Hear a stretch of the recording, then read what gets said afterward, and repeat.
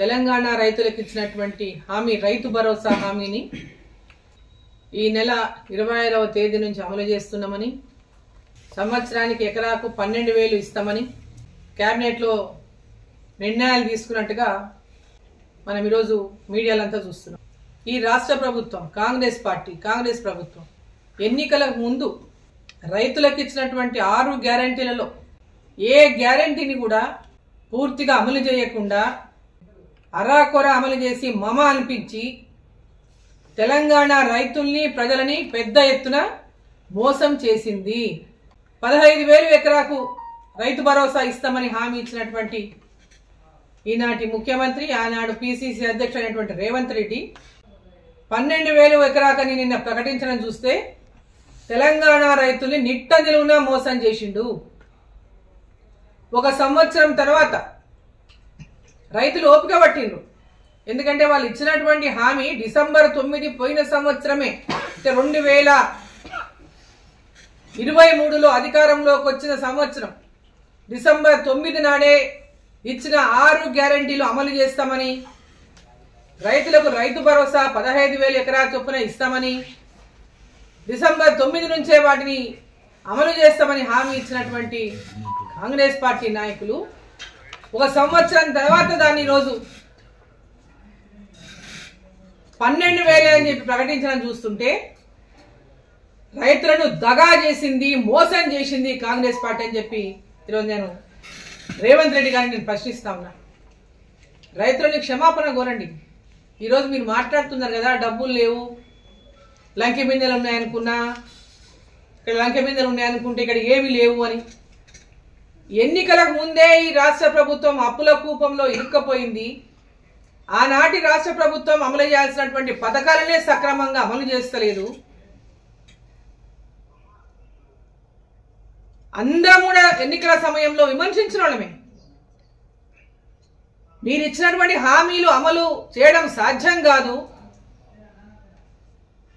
ఇవన్నీ మీరు తెలంగాణ ప్రజల్ని మోసం చేయడానికి, కుర్చీని ఎక్కడానికి మాత్రమే మీరు అబద్ధాలు మాట్లాడుతుందని ఆ రోజు భారతీయ జనతా పార్టీ మాట్లాడింది. మేము సాధ్యం చేసి చూపిస్తాం, మేము ఖచ్చితంగా నెరవేరుస్తాం, మమ్మల్ని నమ్మండి అని మీరు ప్రజల్ని మోసం చేసింది. మన 2 లక్షల రుణమాఫీ అని మోసం చేసిండ్రు. అందరు రైతులకు 2 లక్షల రుణమాఫీ అందలే నేటి వరకు కూడా. రైతు భరోసా 15,000 ఎకరాకు అని చెప్పి ఒక సంవత్సరం నుంచి ఇవ్వకుండా ఈరోజు జనవరి 26 నుంచి అని చెప్పి అది కూడా 12,000 ఇస్తామని చెప్పి అది ఎంతమందికి ఇస్తారో ఇప్పటికి కూడా నాకు అనుమానమే. రైతు రుణమాఫీ లాగానే అరాకొర మమ అనిపిస్తారు దీన్ని కూడా. ఇది స్థానిక సంస్థల సర్పంచ్ల ఎన్నికలు వస్తున్నాయి, రేపు ఎంపీటీసీల ఎలక్షన్లు వస్తాయి, జెడ్పీటీసీల ఎలక్షన్లు వస్తాయి. ఆ ఎలక్షన్లలో మేము ఎక్కడ ఓడిపోతామని కాంగ్రెస్ పార్టీ ఈరోజు వీటిని అమలు చేసి ఇప్పుడైనా ప్రకటించకుంటే మనం ప్రజల లోపల ఓడిపోయే పరిస్థితుల సమాచారం ఇంటెలిజెన్స్ రిపోర్ట్ల ప్రకారంగానే ఈ రోజు ఈ ప్రకటన చేసిందని చెప్పి నేను తెలియజేస్తాను. గ్రౌండ్కి వెళ్ళి చెప్తున్నది వ్యతిరేకం వస్తుంది మన మీద. రైతులలో ప్రజలలో ఇచ్చిన హామీలు నెరవేర్చకపోవడం వల్ల ప్రజల లోపల తీవ్రమైనటువంటి వ్యతిరేకత ఎదుర్కొంటా ఉంది కాంగ్రెస్ పార్టీ అని ఇంటెలిజెన్స్ రిపోర్ట్ చెప్పిన నేపథ్యంలోనే ఈరోజు ఈ యొక్క ప్రకటన ఈరోజు ఈ ప్రభుత్వం చేసిందే తప్ప నిజంగా రైతులకు రైతు భరోసా అందియాలని కాదు, రైతు కూలీలకు రైతు భరోసా అందియాలని కాదు. ఇది కేవలం ఇప్పుడు కూడా స్థానిక సంస్థల ఎన్నికల్లో గెలుపు కోసమే ఈ ప్రకటన చేసిందని చెప్పి నేను భావిస్తున్నా. నేను ఒకటే డిమాండ్ చేస్తున్నా, మీరు ఇచ్చిన హామీ 15,000 రూపాయల రైతు భరోసా ఏదైతే ఇచ్చిండ్రో ఆ హామీని నిలబెట్టుకోండి. మీరు అధికారంలోకి వచ్చినటువంటి నాటి నుంచి కూడా ఆ హామీని నిలబెట్టుకోవాల్సినటువంటి బాధ్యత ఈ ప్రభుత్వం పైన ఉంది.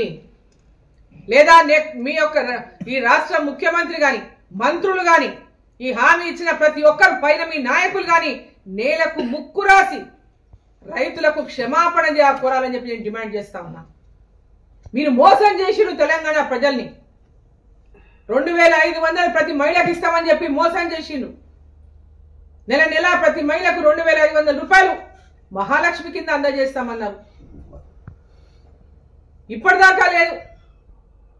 ఈరోజు గృహలక్ష్మి అని పెట్టింది, ఇందిరమ్మ ఇండ్లని పేరు పెట్టిండ్రు. ఇందిరమ్మ ఇండ్లు ఆనాడు యూపీఏ ప్రభుత్వం ఉంది గతంలో, అక్కడ ఇక్కడ కాంగ్రెస్ ఉన్న వల్ల మీరు ఆ పేరు పెట్టుకుందని ఎవరు అబ్జెక్షన్ చేయలేదు.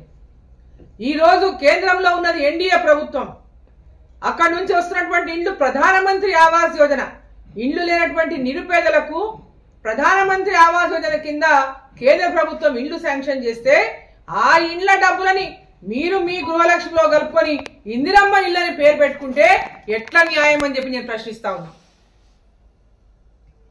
మీరు ప్రధానమంత్రి ఆవాస్ యోజన కింద వచ్చిన ఇల్లు సపరేట్ కట్టియండి, మీరు కట్టే ఇల్లు ఇందిరమ్మ ఇల్లు అని పేరు పెట్టుకొని సపరేట్ కట్టియండి, దానికి మాకేం అభ్యంతరం లేదు. ప్రధానమంత్రి ఆవాస్ యోజన కింద నిరుపేదలకు అందరికీ గత 10 సంవత్సరాలు కేసీఆర్ కట్టలే. మీరు అధికారంలోకి వచ్చినాక సంవత్సరం అయిపోయింది, ఇప్పటిదాకా దానికి ముహూర్తం ఫిక్స్ కాలే.